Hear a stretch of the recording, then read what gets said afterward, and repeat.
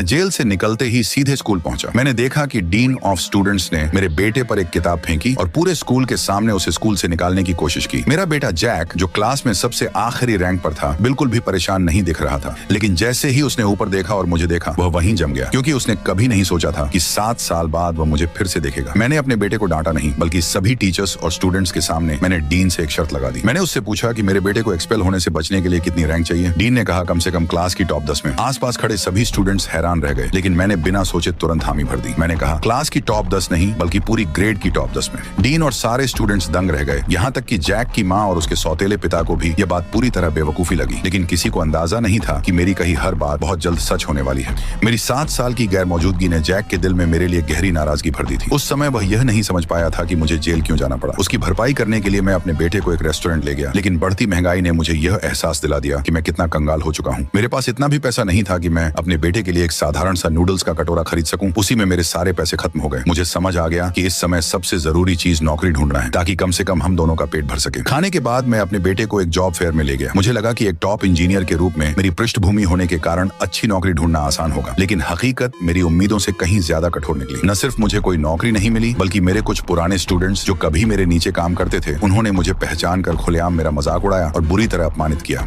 लगातार मिल रही ठोकरों और असफलताओं के बावजूद मैंने हार नहीं मानी। मैंने अपने बेटे से कहा कि जब तक तुम खुद पर सच्चे दिल से भरोसा रखोगे, तब तक एक दिन किस्मत जरूर तुम्हारा साथ देगी। एक दिन अपने बेटे को स्कूल छोड़ने जाते समय मैंने देखा कि कुछ मजदूर एक जगह इकट्ठा होकर किसी बात पर चर्चा कर रहे थे। जब मैं पास गया तो पता चला कि वे एक बंद पड़ी फैक्ट्री में ब्लास्टिंग के लिए 2 पॉइंट ढूंढने की कोशिश कर रहे थे, लेकिन उनके पास कोई लेवल मापने वाला उपकरण नहीं था, इसलिए वे दूसरा हॉरिजॉन्टल ब्लास्टिंग पॉइंट नहीं ढूंढ पा रहे थे और पूरा प्रोजेक्ट रुका हुआ था। ये सुनकर मैंने फॉरमैन से कहा कि 500 में मैं ये समस्या कुछ ही मिनटों में हल कर सकता हूँ। सभी मजदूर मुझे तिरस्कार भरी नजरों से देखने लगे और फॉरमैन ने मेरा मजाक उड़ाते हुए कहा कि अगर मैं सच में यह कर दूं तो वह मुझे 800 देगा। मैंने तुरंत काम शुरू किया। मैंने फॉरमैन से एक प्लास्टिक की पाइप और एक मार्कर मांगा। फिर मैंने पाइप में पानी भरा और उसे अपनी कमर के चारों ओर बांध लिया। फॉरमैन के साथ समय मिलाकर मैं ऊपर चढ़ा। जैसे ही मैं दूसरे मजदूर की ऊंचाई तक पहुंचा, पाइप से पानी बाहर निकलने लगा, जिसका मतलब था कि हम दोनों बिल्कुल एक ही हॉरिजॉन्टल लेवल पर खड़े थे। ये फिजिक्स का मशहूर सिद्धांत है, जिसे कम्युनिकेटिंग वेसल्स का सिद्धांत कहा जाता है। जब तक पाइप में पानी भरा होता है, वह एक बेहद सरल और कारगर लेवल टूल बन जाता है। जब फॉरमैन ने देखा कि मैंने इतनी साधारण फिजिक्स का इस्तेमाल करके एक बड़ी इंजीनियरिंग समस्या हल कर दी, तो एक दिन पहले तक का उसका घमंड पूरी तरह खत्म हो गया। उसने पूरे सम्मान के साथ मुझसे प्रोजेक्ट को गाइड करने के लिए कहा